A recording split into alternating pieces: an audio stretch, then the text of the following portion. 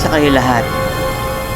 Andito ako sa Japan at meron lang akong gustong i-share sa inyo.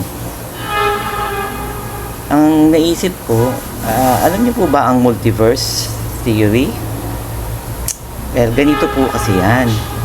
Isipin nyo, kayo'y nasa EDSA, traffic, o kaya sumasakay sa MRT, punong-puno ng tao.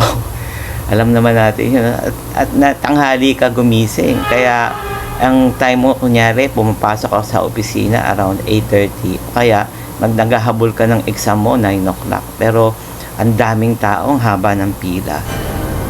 Tapos bigla mong naisip, sana may iba akong version sa ibang dimension, yung malamang chill lang at hindi namomroblema sa siksikan sa jeep, o kaya pinanganak akong anak ni Elon Musk, no? Ipag-grill natin ang sarili natin with Socratic question. In physics, may tinatawag na many worlds interpretation.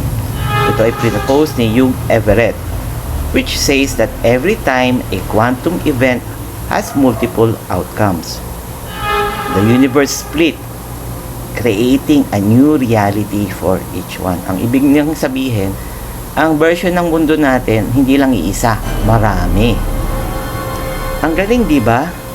Dahil sa quantum superposition theory sa physics, lahat ng possibilities ay sabay-sabay nangyayari. Hindi po ito kathang isip, merong mathematical proof to prove that. Pero yun nga lang, hanggang math lang ito. Kaya malamang may version ng life mo na hindi ka nag-aalala sa pets sa de peligro. Yun nga, hindi ka na nagmamadali. At may version naman doon na mas bongga ang takbo ng buhay mo, hindi ng mga pagsubok na dumadating sa'yo.